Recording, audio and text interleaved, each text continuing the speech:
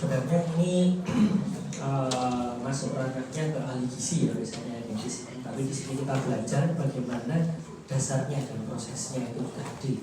Ada yang istilahnya PAGT ya, proses asuhan gizi terpadu ya pada pasien. Itu biasanya apa sih yang dinilai dan apa yang akan dilakukan. Kita akan coba praktikumkan di praktikum besok, terutama pada penyakit tidak menular. Contohnya penyakit tidak menular apa yang kalian tahu? Diabetes, hipertensi, apa? Kolesterol, apa dislipidemia? Dislipidemia ya, di dislipidemia, kemudian ada stroke, penyakit apa namanya, gagal ginjal kronis, misalnya seperti itu. Ini salah satu contoh dari penyakit tidak menular ya. Di era saat ini terjadi pergeseran ya. Jadi kalau zaman dulu orang-orangnya itu gampang terkena penyakit infeksi, sekarang yang paling banyak adalah penyakit tidak menular, khususnya di Indonesia. Karena ya ini tadi, kita ini adalah kaum kebalan ya, gitu. Jadi ini ya, mulai pergeseran ke penyakit tidak menular. Jadi fokusnya nanti di metabolik ya, jadi perubahan gaya hidup itu penting di sini. Jadi ini kita sekilas saja. Jadi untuk makanan sehari-hari tadi kita akan membutuhkan zat gizi makro dan zat gizi mikro ya. Kemudian kalau di anjuran dari pemerintah, kalau kalian lihat ada panduan isi buku tadi yang sempat kita bahas di awal, ini sudah ada sebenarnya sudah ada panduannya, sudah dikasih tahu bagaimana, tapi ya terkadang ada berbagai kendala, jadi kita sering tidak melakukan ini tadi. Kemudian ini salah satu contoh yang tidak menular ya, penyakit kardiovaskuler, kanker, gangguan pernafasan kronik dan diabetes. Jadi misalnya kayak PPOK itu juga masuk ke dalam golongan penyakit tidak menular. Jadi faktor resiko penyakit tidak menular ada berbagai macam faktor resikonya. Ada genetik, ada lingkungan, ada sosiodemografik atau faktor sosial, ada faktor apa namanya gaya hidup kita itu tadi. Ibaratnya kayak gini, keluarganya dari ayahnya misalnya punya riwayat penyakit diabetes mellitus, tapi dia menjaga aktivitas fisik, apa namanya, menjaga gaya hidupnya, faktor lingkungannya tercukupi, diabetes mellitusnya ini nggak istilahnya tidak tidak muncul pada si keturunan selanjutnya, karena faktor genetik ini kalau penyakit tidak menular ini sekitar 20% ya, 20% saja. Jadi yang 80% itu adalah faktor lingkungan dan faktor sosial dan gaya hidup kita sendiri itu tadi. Jadi ada berbagai macam penyebabnya tadi. Salah satunya yang di sini yang kita dari gaya hidup adalah pilihan makanan atau faktor nutrisi ini juga berperan ya. Kemudian aktivitas fisik, tobacco use, alcohol use, yang penting food choice dan physical activity ini juga berpengaruh. Kenapa kita harus melihat terkait dengan gizi ya, gizi pada penyakit tidak menular. Kenapa kita harus belajar itu tadi, manajemen gizinya. Jadi kalau dari pemerintah saat ini ada yang disebut sebagai tumpeng gizi seimbang, ini anjurannya. Misalnya memantau berat badan berapa minggu sekali? 1 sebulan sekali memantau berat badan teman-teman.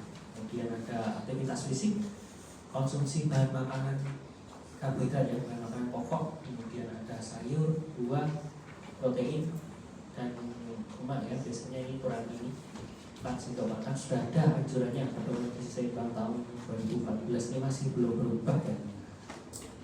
Jadi ini kita untuk penanggulangannya salah satunya ini. Jadi meskipun disebut sebagai gizi seimbang, tapi aktivitas fisik juga masuk di situ. Jadi nggak cuma gizinya saja, tapi gaya hidupnya juga harus dibuka. Nah untuk permasalahan gizi ini biasanya dibagi menjadi 3 domain: domain intake, domain klinis, dan domain perilaku dan lingkungan. Jadi pada pengasuhan gizi ya, baratnya kalau dokter itu akan melakukan diagnosis pada seorang ahli gizi, dia akan melakukan diagnosis gizi, itu juga harus mempertimbangkan 3 domain ini, 3 penyebab ini. Intake-nya seperti apa? Apakah misalnya orang dengan stroke atau orang dengan stroke yang nggak bisa makan dengan yang GT misalnya, atau dengan orang normal yang masih bisa makan, itu ada gangguan intake nggak? Atau orang tua misalnya nggak punya gigi, itu juga terjadi gangguan intake. Nah, itu salah satunya. Kemudian yang kedua adalah domain klinis, kondisi masalah fisiknya, misalnya kadar gula darah, glukosa darahnya nggak turun-turun, atau hipertensi tekanan darahnya naik tidak mencapai normal, atau dia sedang operasi, atau dia sedang mengalami infeksi atau demam. Kalau kita demam, kebutuhan kalori tubuh meningkat apa berkurang? Kalau orang demam misalnya, naik apa turun? Kebutuhan intake-nya naik. Ya, jadi orang sakit biasanya kebutuhan intake-nya naik, tapi kita makannya nggak mau, makanya berat badannya akan kurang. Ya. Jadi kalau kalian mengedukasi, Pak makan yang banyak kalau pas orang demam atau infeksi, itu cocok ya, karena dia membantu ya, itu menggunakan kalori dalam tubuhnya itu tadi. Di domain klinisnya yang diperhatikan, yang ketiga adalah domain perilaku. Jadi terkait dengan pengetahuannya, misalnya terkait dengan diabetes seperti apa, perilakunya, fisik lingkungan, penyediaan dan keamanan makanan atau pengolahan dari makanannya itu tadi. Jadi dilihat tiga itu tadi ya. Jadi kalau ada satu masalah di sini pasti akan muncul masalah. Jadi dalam permasalahan gizi kita melihat dari tiga domain ini tadi.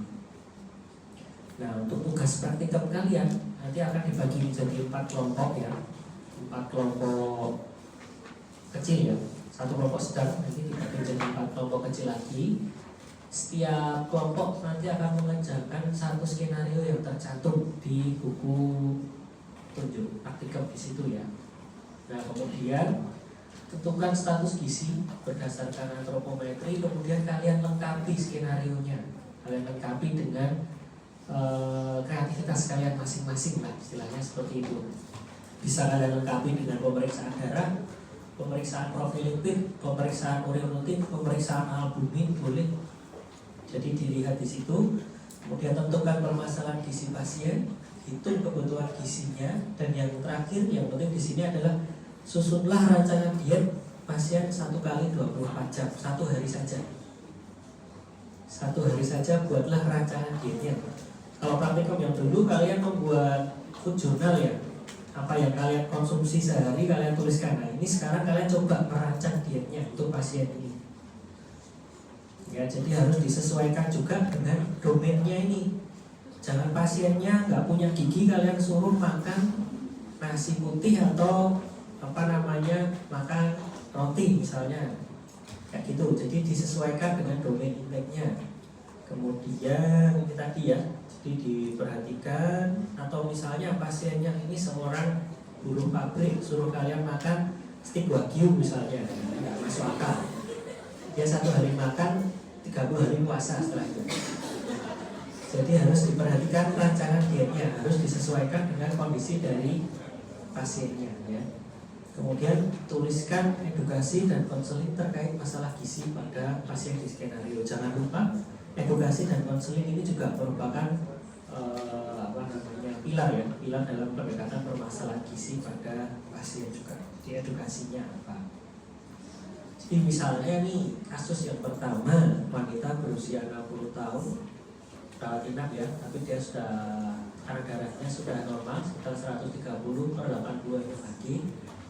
Pasiennya nggak suka mengkonsumsi buah, tapi sering mengkonsumsi jamu seperti beras kencur dan kunyit asam. Gigi pasien banyak tanggal, berat badannya 48, tinggi badan segini. Labnya ditemukan anemia defisiensi besi. Kira-kira rancangan dietnya kalian akan berikan apa? Ya gitu. Pasiennya nggak suka konsumsi buah, kalian kasih rujak atau kalian kasih apa? Jus kek atau apa? Nah, itu bisa sebagai pengganti. Jadi ini diperhatikan. Nah, ini untuk labnya nanti bisa kalian sesuaikan ya. Misalnya nggak cuma anemia defisiensi besi, misalnya dari hasil profil lipidnya ditemukan LDL-nya naik, HDL-nya turun, pasien ada dislipidemia, begitu misalnya. Ini dilengkapi. Kedua, wanita berusia 45 tahun dengan kanker leher rahim, kemoterapi siklus ketiga, mual dan muntah sehingga jarak makan, pasien alergi udang. Nah, jadi nanti kalian coba buat skenario-nya, berat badan dan tinggi badannya kalian sesuaikan sendiri. Jadi ini dilengkapi skenario-nya. Ada 5 skenario, silahkan kalian pilih 4 saja, nggak boleh sama tiap kelompok. Jadi Jadi kan dibagi 4 kelompok, sedangkan kita ada 5 skenario. Jadi pilihlah satu skenario satu kelompok, ya, nggak boleh sama. Untuk satu kelompok sebentar, kalau sama dengan kelompok yang selanjutnya boleh silahkan. Jangan misalnya kayak yang kemarin itu kalau nggak salah, yang ini apa ya, pasien 25 tahun mengalami patah tulang lengan kanan atas. Sebagai pengganti snacknya untuk mencukupi kebutuhan kalorinya, pasiennya dikasih mil kita. Itu ada kemarin angkatan kalian itu. Karena mil kita 7 buah mil kita itu setara dengan 1 gelas susu kalau nggak salah. Jadi itu kalian harus harus perhatikan ya untuk jenis makanannya seperti apa. Ya kalau secara iklan ya masuk akal ya, tapi kan ya kita harus lihat dengan kita itu kan tinggi gulanya kalau nggak salah ya. Nah, itu juga, nah ini ada 4. Ini yang ketiga, ini pasien dengan kira-kira apa ini? PPOK ya, pasien dengan PPOK. Kemudian yang kelima ini pasien dengan patah tulang ya, post op. Yang keenam ini juga dengan anemia ya, gitu. Jadi silahkan kalian pilih, nanti kalian buat skenario nya, hitung kebutuhan kalorinya, buat rancangan dietnya. Contohnya seperti ini tadi, untuk menghitung BMR nya kita menggunakan rumus garis genetik ini. Gunakan berat badan yang ideal, jangan gunakan berat badan aktualnya, berat badan yang sekarang. Jadi ukur dulu berat badan idealnya berapa. Kan tadi 90% TB dikurangi 100 itu ketemu BB idealnya. Nah yang dimasukkan di rumus ini adalah BB yang ideal. Tujuannya apa? Tujuannya supaya berat badan dari pasiennya ini turun dan dia masuk ke kategori yang ideal. Jadi di rumus, diukur menggunakan rumus ini, hitung dulu BMR-nya, kemudian masukkan ke rumus yang selanjutnya, menghitung total energi ekspenditurnya dengan rumus Mifflin ya. Jadi BMR tadi kali faktor aktivitas fisiknya ya.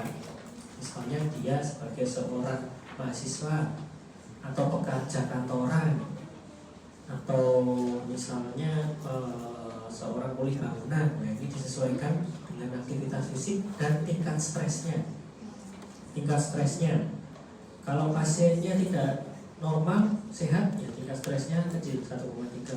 Tapi dia misalnya habis patah tulang, misalnya masuk ya tingkat stres yang sedang misalnya kayak gitu. Atau penyakit pernafasan akut 1,7 faktor stresnya. Jadi ini dilihat faktor stresnya, nanti sudah ketemu total energinya, diukur kebutuhan karbohidrat, lipid dan protein. Ya, seperti ini berapa gram kebutuhannya.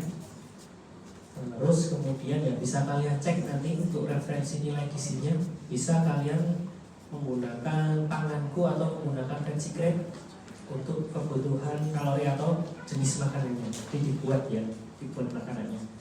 Gak harus sama persis ya. Misalnya kebutuhannya 1000, gak harus sehari itu 1000 kilokalori pas. Itu akan sulit sekali. Kalau disebut kecukupan atau tercukupi itu berapa kira-kira? Kalorinya ini tercukupi, kebutuhan lemaknya tercukupi itu kira-kira berapa? Sekitar berapa?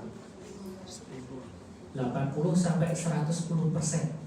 Itu masih normal. Jadi misalnya dihitung TE-nya ini 1000, dia konsumsi hariannya ini 800, nah itu sudah masuk kategori tercukupi. Atau kebutuhannya berlebih, misalnya 1100, itu sudah masuk kalorinya tercukupi. Tapi kalau 1500 berarti berlebih, kalau cuma 500 atau 600 masih kurang. Jadi ada range-nya, sekitar 80 sampai 110% dari total energi ekspenditurnya ini disebut sebagai tercukupinya. Nah yang sering salah juga ini adalah perkiraan ukuran rumah tangganya ya. Misalnya nasi setengah piring itu bilangnya cuma satu centong, itu ada juga. Setengah piring atau setengah mangkok yang besar itu bilangnya nasinya 1 centong. Dilihat 1 centong kok setengah piring sendiri, itu nyentongnya centong apa saya nggak tahu gitu. Jadi ukuran rumah tangganya juga perlu diperhatikan. Misalnya kayak 1 sendok teh itu berapa gram?